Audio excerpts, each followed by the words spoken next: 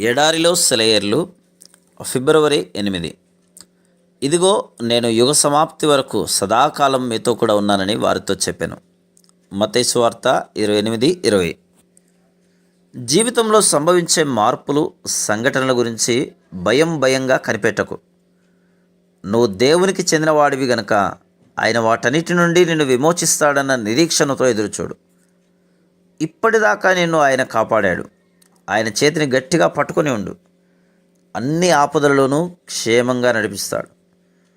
నువ్వు నిల్చోవడానికి కూడా శక్తి లేకుండా ఉన్నప్పుడు తన చేతుల్లోకి నిన్ను ఎత్తుకుంటాడు.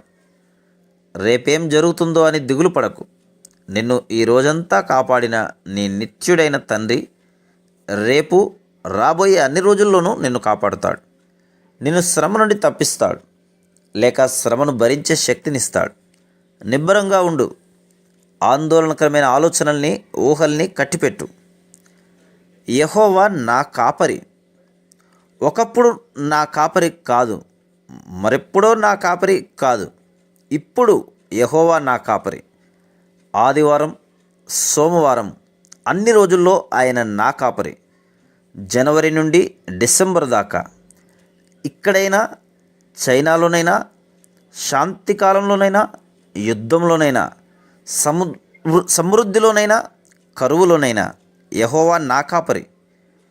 నీకోసం మౌనంగా ఏర్పాట్లు ఆయనే చేస్తాడు. పొంచి ఉన్న వలలో నువ్వు పడకుండా నీ మార్గదర్శి ఆయనే. ఆయన సంరక్షణలో ఉన్నావు నీవు.